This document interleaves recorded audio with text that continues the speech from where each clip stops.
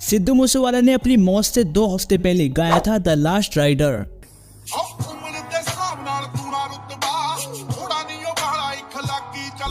जो उनका second last गाना बना। एक गाना जो उन्होंने अमेरिकन ब्लैक रैपर टूपैक शुकर के सम्मान में गाया था,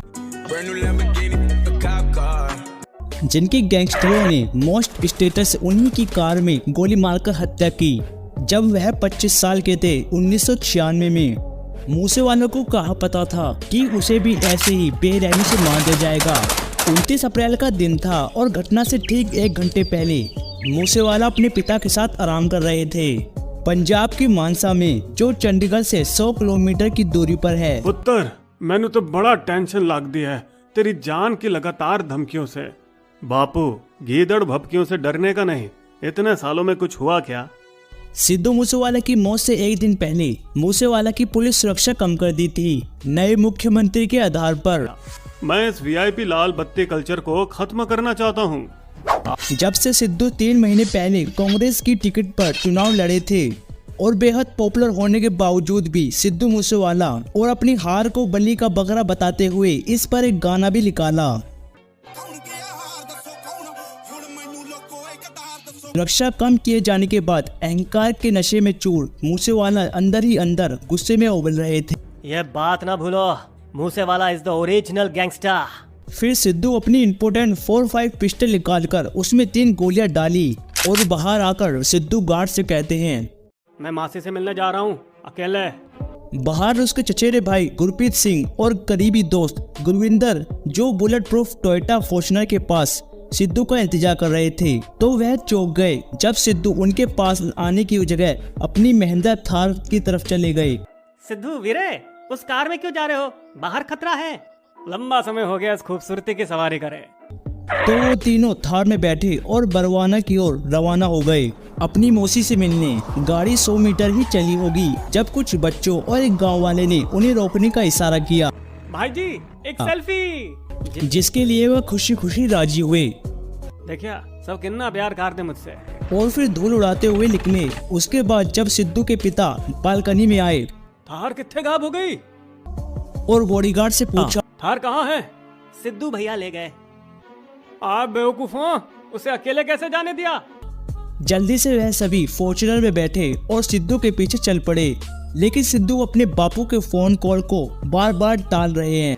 सिद्धू, बापू दा फोन तो उठा ले। चल प्रा, बस 8 किलोमीटर रह गए पहुंचने में, फिर कर लूंगा।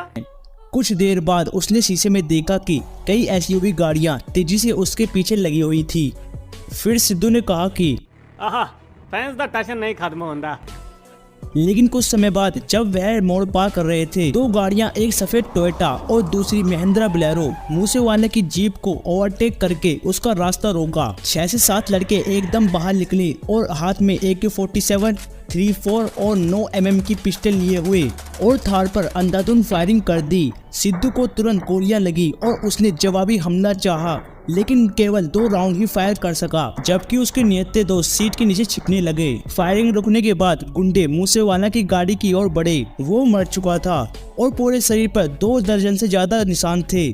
मिशन पूरा कर हथियारों ने सिद्धू की लाश के साथ सेल्फी ली, नए जमाने के गैंगस्टर की यादगारी रखने के अनोखे तरीके। और फिर बेरहमी से बुरी तरह से घायल दोस्त और चचेरे भाई धीरे धीरे मरने के लिए छोड़ गए। सिद्धू के पिता कुछ मिनटों बाद पहुंचे, लेकिन दुर्भाग्य से अपने बेटे को नहीं बचा पाए। 1993 में जन्मे सुखदीप सिंह सिद्धू अपना मंच का नाम मूसेवाला अपने गाँव मूसा पर रखा। कॉलेज में इंजीनियरिंग पढ़ते हुए सिद्धू को म्यूजिक का ऐसा बुखार था कि कहीं भी गाना अचानक शुरू कर समा बांध देता।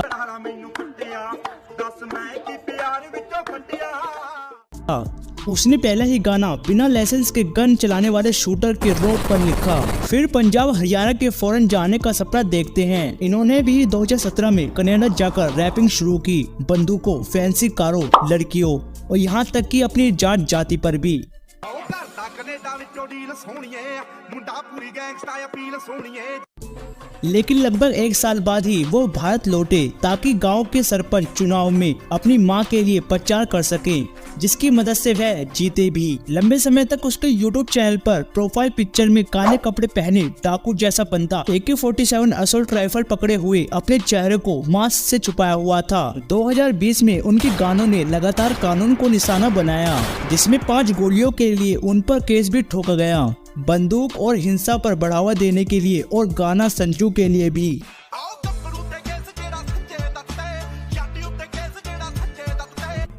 जिसमें उन्होंने खुद की तुलना बॉलीवुड स्टार संजय दत्त से की। उन पर आर्म्स एक्ट के तहत उन पर गर्व भी जताया।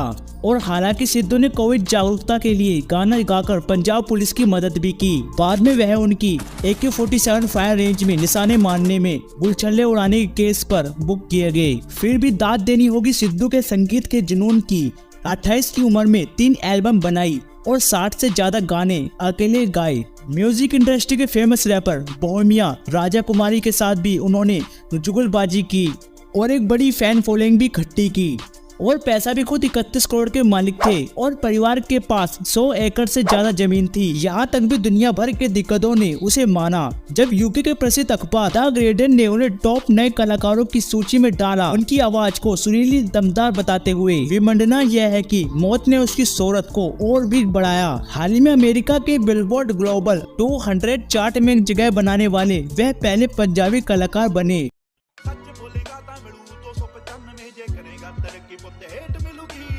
लेकिन शोहरत के साथ खतरे भी आते हैं। उसे वसूली के लिए लगातार धमकियां आई लॉरेंस बिश्नोई जैसे गैंगों से, जिसके 700 से भी ज्यादा शूटर दिल्ली, हरियाणा, पंजाब और राजस्थान में फैले हुए हैं। बिश्नोई और ऐसे कई गैंग्स पंजाबी गायकों से नियमित रूप से निशाने बनाते हुए आए हैं, जो पंजाब में एक बड़ा कारोबार जैसा बन गया है, जो कि अमीर पंजाबी म्यूजिक इंडस्ट्री गैर म्यूजिक इंडस्ट्री के आधे से ज्यादा हिस्सा रखता है। जब अमरिंदर सिंह पंजाब के चीफ मिनिस्टर थे, 2017-22 के बीच पुलिस ने 8 गैंगों का एनकाउंटर किया और 300 को जेल में बंद करवाया था।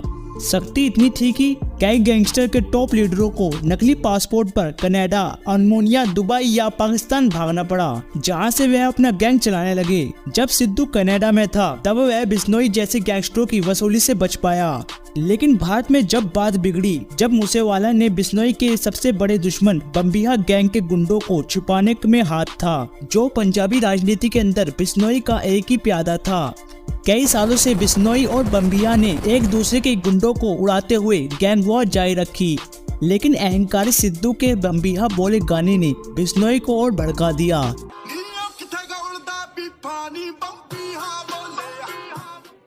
हालांकि भारत में लौटने के बाद सिद्धू के गानों ने नया मोड़ लिया। जब वह अपने ग्रामीण जड़ों से फिर जुड़े, उन्होंने पंजाबी गीत, संगीत, रैपिंग में मिक्सिंग करते हुए शिक्षा की जरूरतों की बात की और खेती बाड़ी पर जो विषय जो पंजाब में सबसे जरूरी थे, उन पर टिबिया था पुट।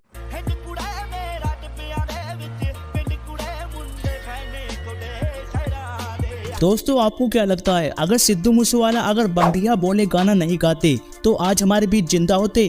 हमें कमेंट करके जरूर बताएं। और ऐसी और वीडियो देखने के लिए हमारे YouTube चैनल मिस्टर एक्सप्रेस को सब्सक्राइब कर लीजिए।